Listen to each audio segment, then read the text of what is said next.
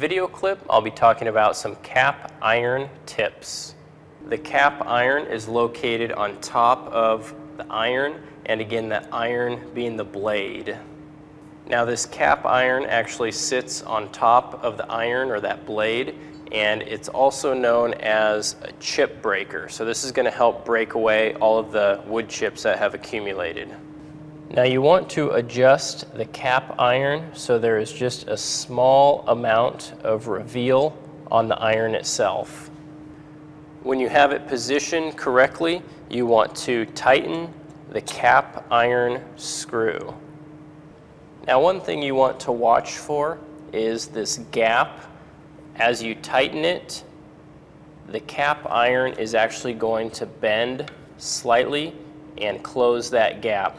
Now you want to make sure that it doesn't bend it so much that you're bending the iron itself, just the cap iron.